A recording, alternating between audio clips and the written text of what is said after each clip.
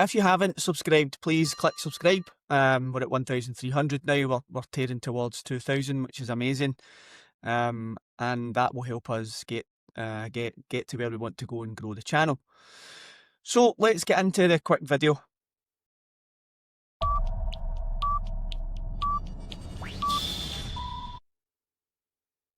Okay, so first things first, talk in the world of football is Brendan Rodgers may not see out his full Celtic contract. I think yesterday there was a lot of chat about he wants to see out his contract, but that may not be something that actually transpires. It may come to be that mutual consent thing. I'm not sure about that. I think the Celtic board would need to be very brave to force Brendan out at this point. And I think he will want to see his contract out. He said it so many times, even if he's been hamstrung with everything that's happened in the transfer market. I don't see Brendan leaving.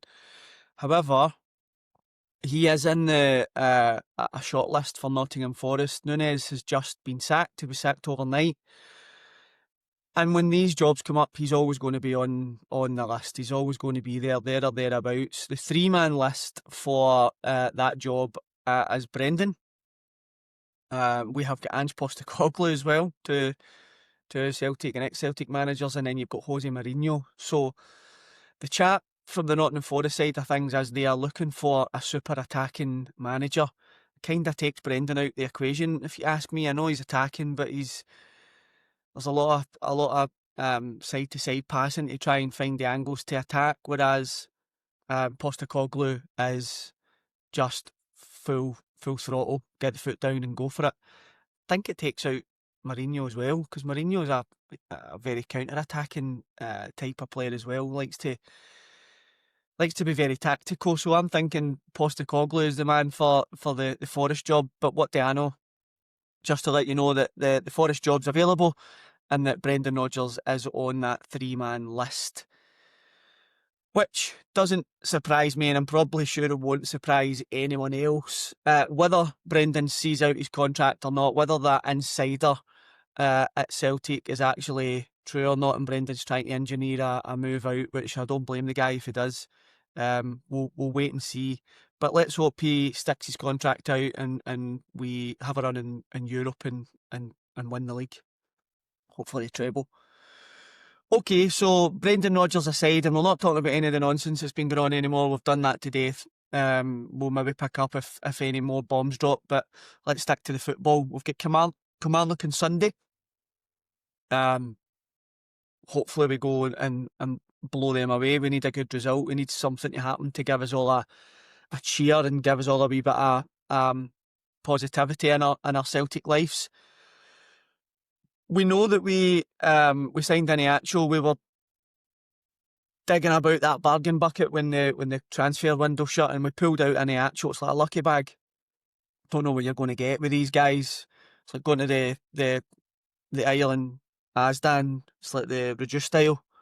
You might be lucky and you might get a couple of good steaks that are going out, meant to be going out a date today, and they're actually in good nick, or you might get these two steaks, get them up the road and they're a bit whiffy and you need to bin them. You don't know. So Iniacho is one of the players that we've pulled out of that bucket, and let's see how it goes. Hopefully the boy does okay. The news is Celtic are not finished rummaging around in a bucket. It's too early. So we've got the hand in the bucket and we're still swirling around trying to pull somebody out. And the news today is it's Michail Antonio. He is on a free. Boy from West Ham. He's West Ham's record goal scorer. I remember him when he was at his peak and I thought he was a brilliant player.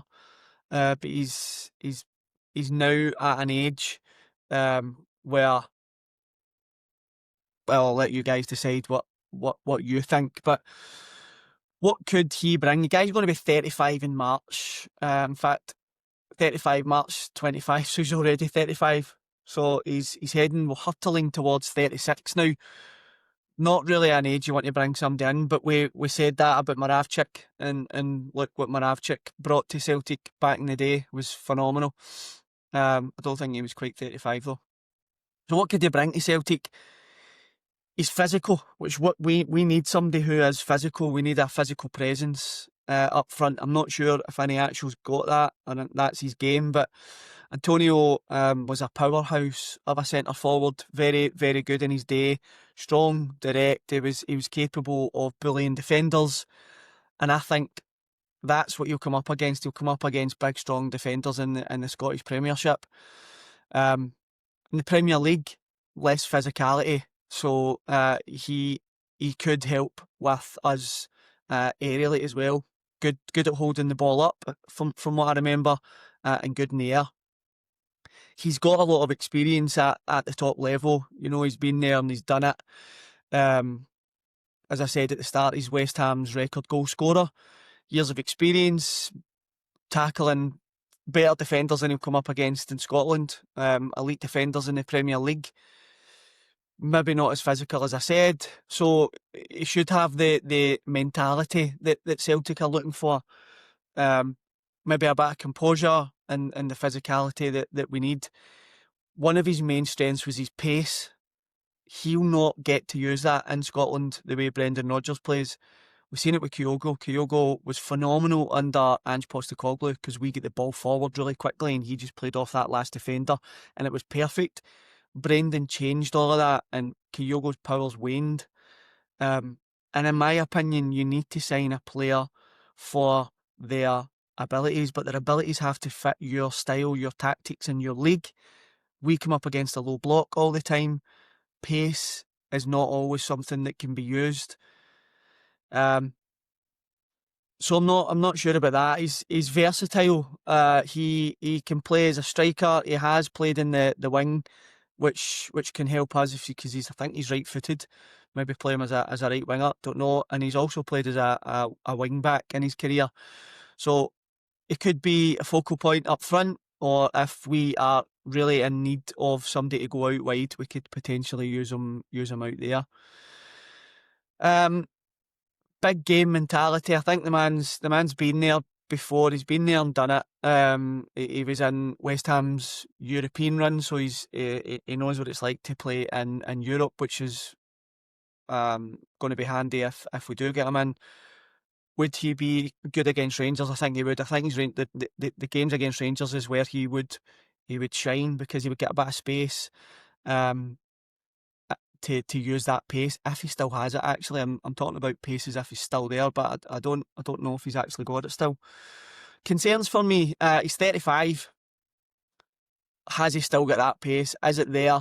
It was a big part of his game. In fact, it was a huge part of his game. I don't know if it's still there. Injuries have been an issue in recent seasons as well. So we would need to manage his minutes. And consistency has been another thing with the guy. He's not always been consistent. He's a streaky kind of player. He'll go on a wee run, then he'll be off it. He'll go on another wee run, and then he'll be off it. Can Celtic rely on him as their number 9? Not sure on that. And wages coming for the Premier League, he's probably wanting a big chunk of money, but it could be his last swan song to play for a big club like Celtic, and maybe he will be willing to take a wee hit on those wages. So he could be used as an impact player, a rotation option, and an actual off. Then where does Shin and Johnny Kenny fit in when we're talking about that? It could be a really helpful mentoring the young boys that we've got at the club. But I think, yeah, actually, I don't think we've got many people that can do that right now. So it could be good for Kenny and young Osmond if Osmond's not playing in the B team, and it could give us just that 1 year, 1 year contract, maybe with an extension if it's something feasible. I don't know if this is true. It's not the first time I've heard it, which is why I'm talking about it. But Celtic seem to have the big claw in the bargain bucket again, trying to pull out another player that can help us this season. Whether it's true or not, I don't know. Let's get you guys chatting in the comments. Would you have any Antonio? Is it somebody you would have even for a year just to see us through this year? Because Brendan doesn't really seem to fancy Shin Yamada. Is it somebody you would have at Celtic? Is it somebody you wouldn't have at Celtic? What do you think of the rumours with Brendan and Nottingham Forest? get commenting and let us know, and we will catch you on the next one. Hail, hail.